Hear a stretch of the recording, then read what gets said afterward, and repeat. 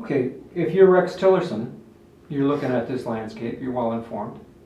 What's your play? Where do you go? Well, I mean, first thing I have to say that I do not believe that Rex Tillerson is in an appropriate position to be the Secretary of State. And that's not because of anything about his business background or his intelligence. That's simply there are too many conflicts of interest if you come from a major fossil fuel company into the Secretary of State position at a time when geopolitics favors this more distributed view, and you may not have that if you come from a fossil fuel company. So I think there's a real question about is this the right kind of individual? But that said, Rex Tillerson has gone on record and said that he favors a carbon tax. And that is his stated position. And if you come into a position of a key advisor to a new president, you need to speak truth to power and not cave in because others around you might be saying that, oh, we're going to be in a climate denialism era. A carbon price is something that companies around the world and in the United States have said we critically need.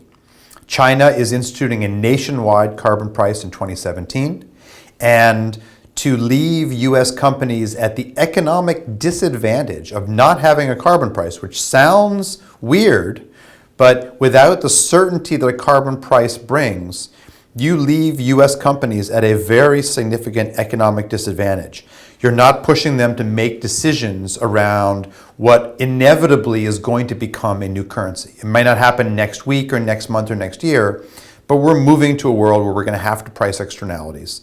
And if the U.S.'s biggest competitor, China, is doing so in 2017, you put U.S. companies behind an economic and a political 8-ball by not instituting that which you advocated for when you were CEO of ExxonMobil. So I'm hoping that Rex Tillerson says, look, I'm going to have to work on the shareholders of my former company. I'm going to have to work on other people who have been nominated for the cabinet, but this is where we need to go.